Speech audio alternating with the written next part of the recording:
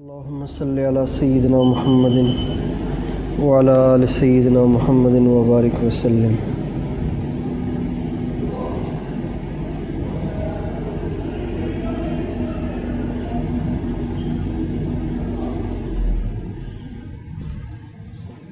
بعض اوقات ایسے ہوتے ہیں کہ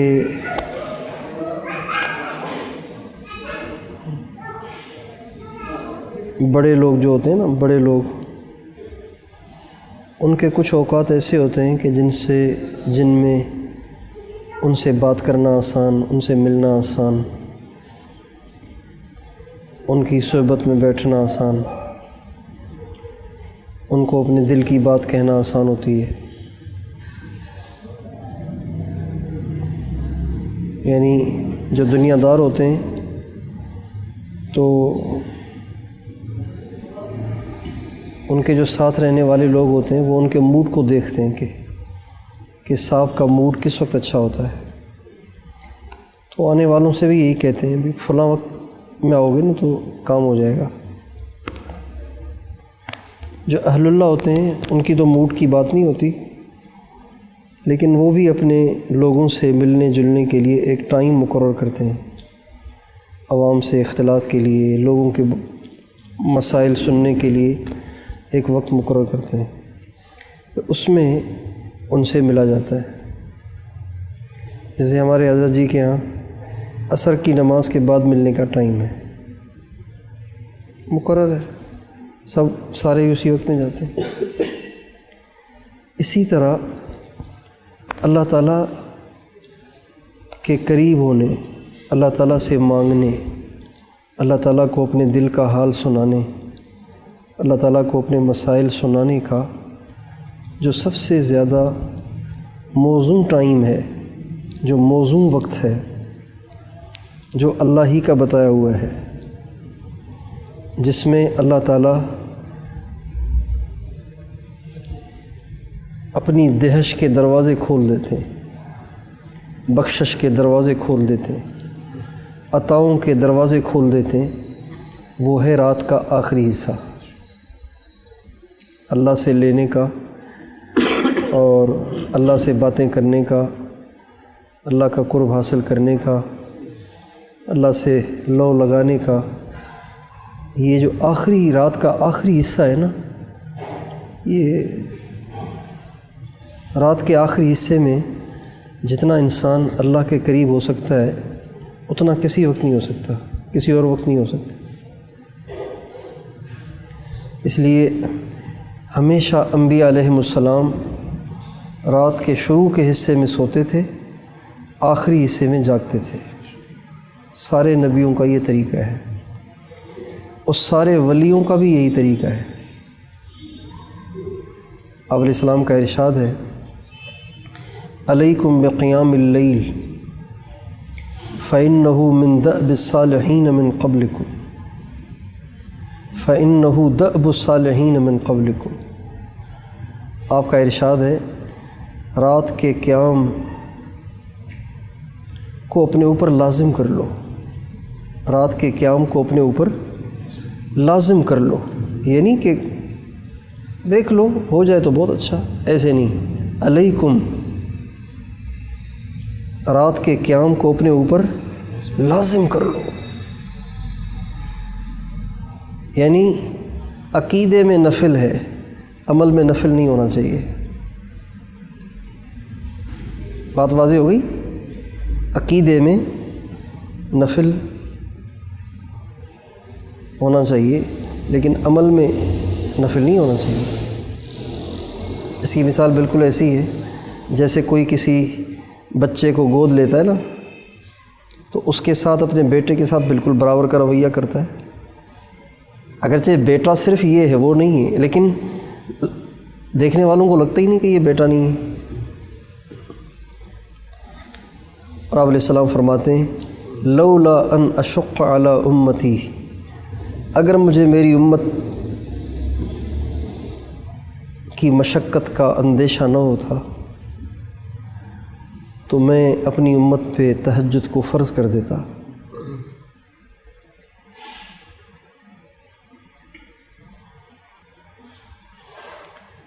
ایک صحابی، ان کا نام حضرت عبداللہ ہے، وہ تہجد میں نہیں اٹھتے تھے. تو آپ علیہ السلام نے ایک دفعہ فرمایا ان عبد اللہ رجل صالح لو قام من اللیل، عبداللہ بڑا نیک آدمی ہے، کاش کہ تہجد میں اٹھا کرتا. تو یہ جو رات کا آخری حصہ ہے نا، اس میں سوتے رہنا یہ اہل اللہ کی شان کے خلاف ہے، اللہ کی شان، اللہ والوں کی شان کے خلاف ہے، نیکوں کی شان کے خلاف ہے. ہمیشہ اس کی عادت ہونی چاہیے. صبح صادق سے 1 گھنٹہ پہلے کم از کم انسان اٹھ جائے، کم از کم 1 گھنٹہ پہلے. 10-15 منٹ وضو پیشاب میں لگتے ہیں اور کچھ دیر نماز پڑھ لے، کچھ دیر قرآن پڑھ لے، کچھ دیر اللہ پاک سے رو رو کے دعائیں کر لے.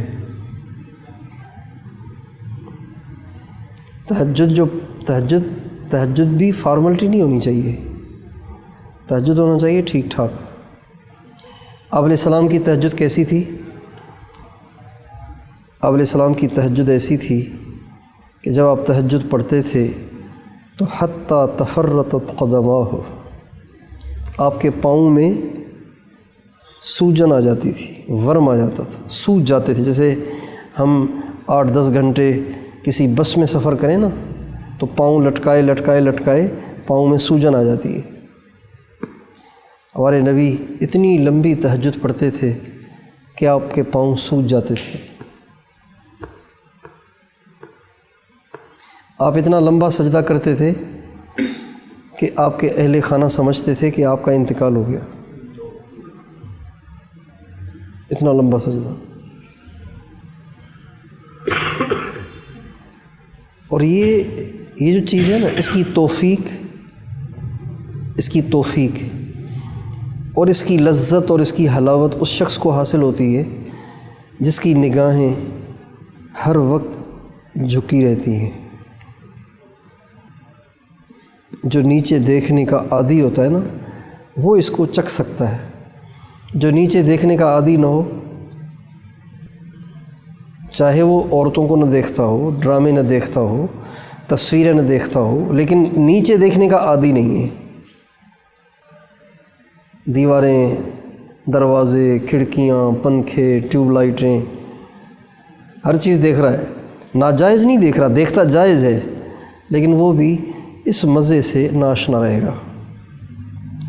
یہ مزہ تو وہی پا سکتا ہے کہ جو ہر وقت اس طرح یعنی گردن کو جھکائے، اپنی ٹھوڑی کو اپنے سینے کے قریب کر کے وقت گزارنے کا عادی ہو، وہ اس کو پا سکتا ہے.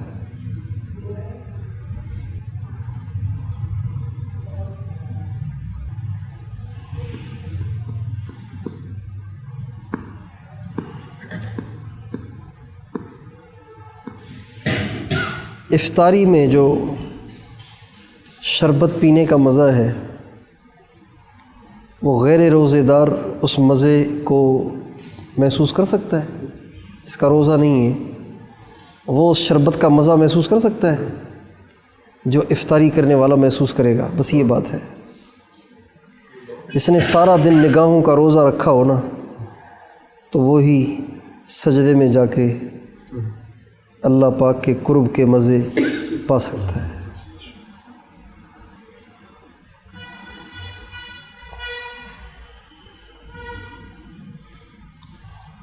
تو اس لیے ہمیں نا تہجد پڑھنی چاہیے لمبی، چھوٹی نہیں، لمبی. لمبی تہجد پڑھنے کے لیے حافظ ہونا ضروری نہیں ہے.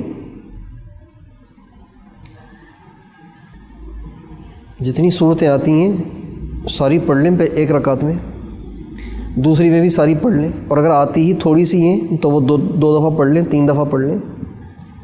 کسی کو آتی ہی قل واللہ انا اعطینہ ہے تو بھئی انہی 2 صورتوں کو 6 دفعہ، 8 دفعہ، 10 دفعہ پڑھ لے ایک رکعت میں، تو رکعت لمبی ہو جائے گی. اور رکوع کی تسبیح تہجد میں 3 دفعہ نہیں ہونی چاہیے، تہجد میں تو ہونی چاہیے 7، 9، 11، 13، 15، 17، 19، 21، 23، 25، 27، 29، 31، 33۔ ایسے ہی سجدے میں بھی 3 دفعہ سبحان ربی الاعلیٰ نہیں، بلکہ 5، 7، 9، 11، 13، 15، 33 تک۔ اور سبحان ربی الاعلیٰ کا ترجمہ تصور میں رہے۔ سبحان ربی الاعلیٰ کا پتہ ہے کیا مطلب بنتا ہے؟ اس کا مطلب یہ بنتا ہے کہ جیسے کوئی اپنے محبوب کو دیکھ رہا ہو، محبوب اس کے سامنے سج کر، تیار ہو کر، بن سنور کے بیٹھا ہوا ہے، اور یہ اس کو دیکھ کے اس پہ فدا ہوا جا رہا ہے، اور اس کو دیکھ کے کہہ رہا ہے تیرے کیا کہنے، تیرے حسن کے کیا کہنے، تو کتنا حسین ہے۔ یہ کہنے میں بڑا مزہ ہے، محبوب سامنے ہو اور اس کو کہہ رہا ہو کہ کیا حسن ہے تمہارا یار۔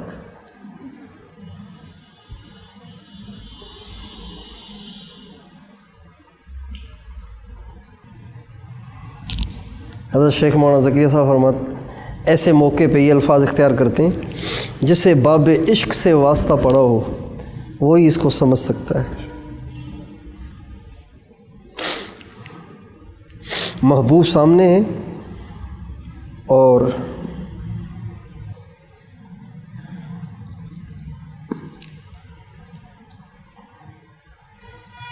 اس کی قاتل نگاہیں پڑ رہی ہیں، اور عاشق دیکھ کے اش کر رہا ہے، سبحان ربی الاعلیٰ، میرے رب تیری عظمت کے کیا کہنے، میرے رب تیری عظمت کے کیا کہنے، میرے رب کوئی تجھ میں عیب نہیں، تو سارے عیبوں سے پاک ہے۔ اللہ میں کوئی عیب ہے؟ اللہ تو اللہ ہے نا، کوئی تجھ میں عیب نہیں، سبحان ربی الاعلیٰ، تو کتنا بڑا ہے، کتنا بلند اور بالا ہے، کتنا خوبصورت ہے، کتنا بہترین ہے، کتنا زبردست ہے، کتنا پیارا ہے۔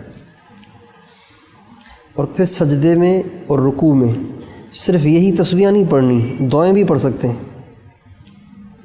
آپ علیہ السلام تہجد میں رکوع اور سجدے میں دعائیں بھی مانگتے تھے۔ آپ سجدے میں یہ دعا مانگ سکتے ہیں، اللہم انی اسألک علما نافعا ورزقا واسعا وشفاء من کل داء۔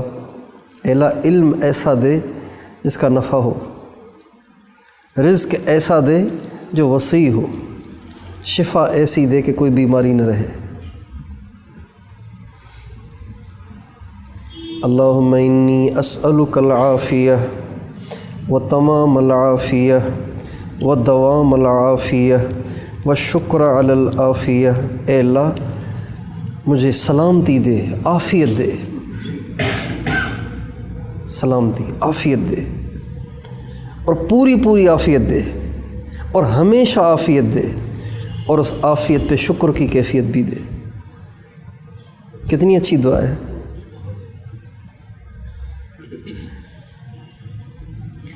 اللہم انی اسألک النعیم المقیم۔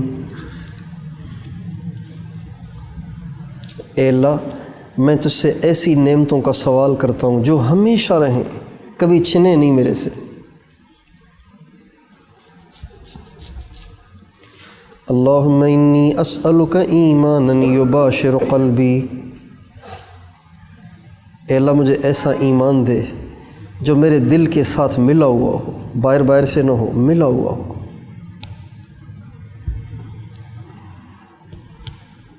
اللہم انی اسألک ایمانا لا یرتد۔ والعیم لا تنفت، اے اللہ ایسا ایمان دے جو ختم نہ ہو، ایسی نعمتیں دے جو ختم نہ ہو، ایسا ایمان دے جو ٹوٹے نہیں، جو چھوٹے نہیں، جو کمزور نہ پڑے، اور ایسی نعمتیں دے جو کبھی ختم نہ ہو، ہمیشہ چلتی رہیں۔ اللہم اکفنی بحلالک عن حرامک، اے اللہ اتنا حلال دے کہ میں حرام سے بچ جاؤں۔ اس میں روزی بھی آ گئی اور اس میں شادی بھی آ گئی۔ اے اللہ اتنا حلال دے کہ میں حرام سے بچ جاؤں، ساری چیزیں اس میں آ گئی۔ اللہم اکفنی بحلالک عن حرامک واغننی بفضلک عمن سواک، اے اللہ اپنے فضل سے مجھے اپنے غیر سے بے نیاز کر دے، کسی کا محتاج نہ رہوں۔ کتنی اچھی دعا ہے یہ، تہجد کے سجدے میں مانگنی چاہیے، تہجد کے رکوع میں مانگنی چاہیے۔ اللہم اغفر لی ذنبی کلہ دقہ وجلہ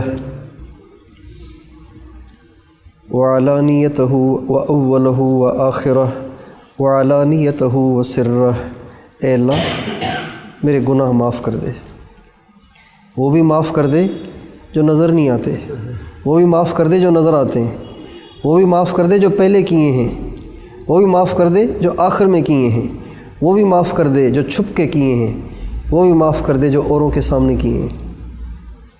یہ تہجد کی دعا ہے۔ اور ایک دعا ہمارے نبی نے تہجد میں سجدے میں مانگی، رب اعط نفسی تقواها وزکها انت خیر من زکاها انت ولیها ومولاها، اے میرے رب، اے میرے پروردگار، میرے نفس کو تقوی دے کہ یہ حرام چھوڑ دے، وزکها، اے اللہ اس کو اچھی طرح پاک کر، زکیہ کا معنی اچھی طرح پاک کر، اس کو کھوٹ نکال دے اس کا سارا، انت خیر من زکاہا، سب سے اچھے پاک کرنے والے آپ ہیں۔ بعض عورتوں کو کپڑا دھونے کا بڑا فن ہوتا ہے، کپڑے دھوتی ہیں تو ایک دم ایسے جیسے نئے لگتے ہیں، اور بعض عورتوں کو اس کا اتنا فن نہیں ہوتا نا، تو وہ کپڑے دھوتی تو ہے لیکن کالروں پہ میل باقی نظر آتا ہے، آستینوں پہ نظر آتا ہے، کلیوں پہ نظر آتا ہے، اور جیسے چمکانا چاہیے نا ایسے نہیں چمکاتی، وہ ان کو فن نہیں ہے اس کا۔ تو حضور کہہ رہے ہیں اللہ تجھ سے زیادہ چمکانے والا تو کوئی ہے ہی نہیں، سب سے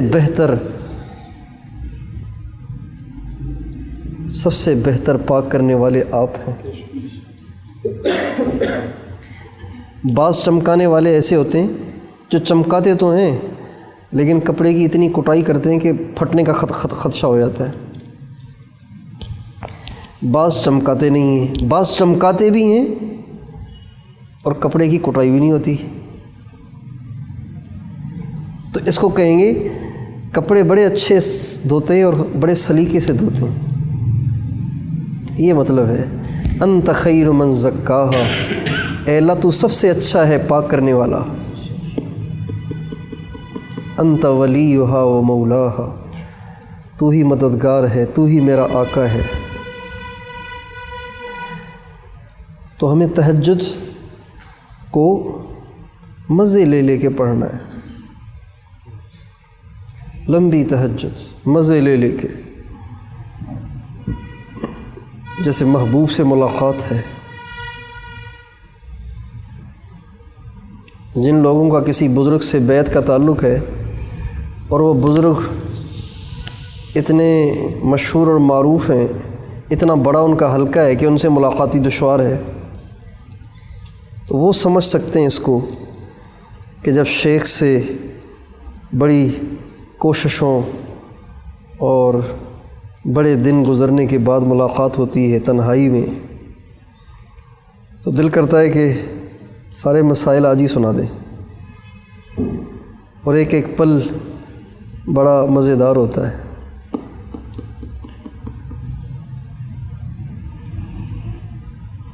تو تہجد کا وقت ایسے ہے، اللہ پاک سے خصوصی ملاقات کا یہ موقع ہے، اللہ تعالیٰ سے خصوصی ملاقات کا موقع ہے یہ۔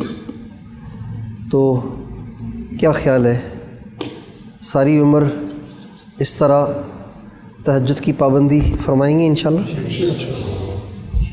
علیکم، حضور کے اس لفظ کو یاد کریں۔ حضور نے یہ نہیں کہا ہے بھائی تہجد کی بھی کوشش کرو، دیکھ لو اگر ہو جائے تو بہت اچھا ہے، یہ نہیں فرمایا۔ علیکم، اپنے اوپر لازم کرو اس کو، اتنی اہمیت دو کہ لگے کہ تم فرض ادا کر رہے ہو، حالانکہ فرض نہیں ہے، عقیدہ تو ہو نفل ہونے کا، لیکن اس کے ساتھ برتاؤ فرائض والا ہو۔ علیکم بقیام اللیل۔ تو جب تک ہم یہاں ہیں تو ہمیں صبح صادق سے کم از کم 1 گھنٹہ پہلے تو ضرور اٹھنا چاہیے، 2 گھنٹے پہلے اٹھ جائیں، 2.5 گھنٹے پہلے اٹھ جائیں، لیکن کم از کم 1 گھنٹہ پہلے تو ضرور اٹھنا چاہیے۔ اس سے تاخیر ٹھیک نہیں ہے۔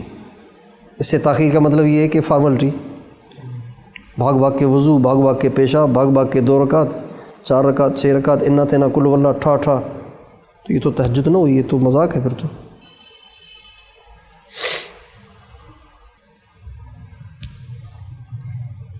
محبوب سے ملاقات کرنی ہے طریقے سے، سلیقے سے۔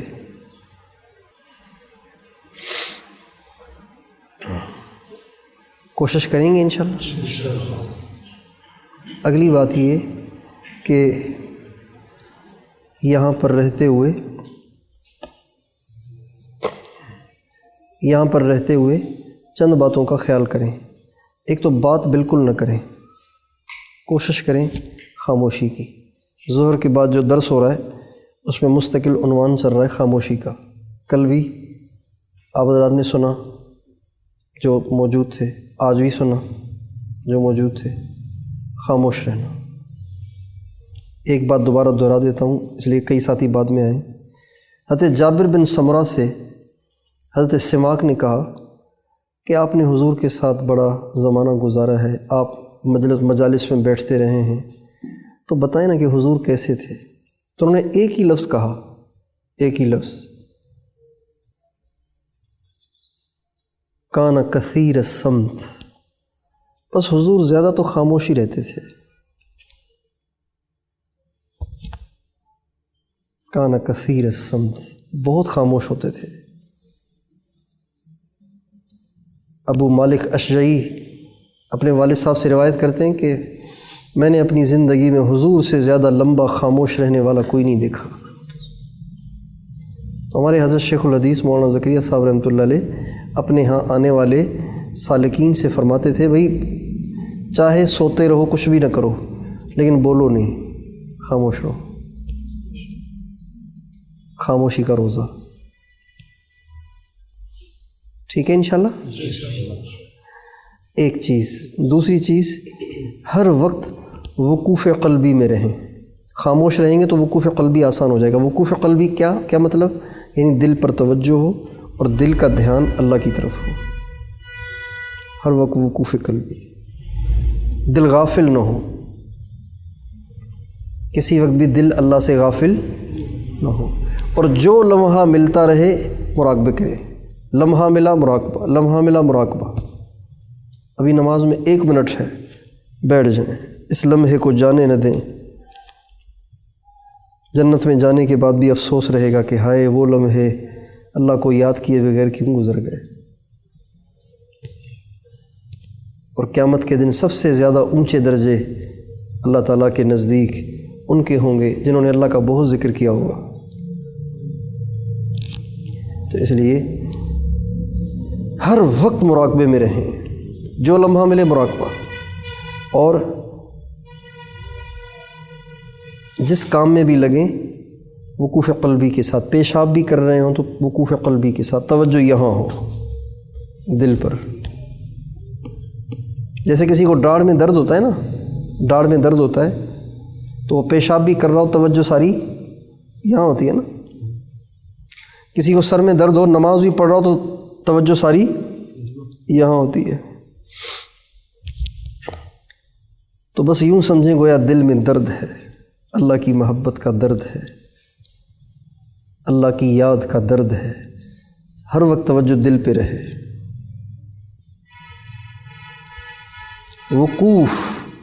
وقوف کہتے ہیں آگاہی کو،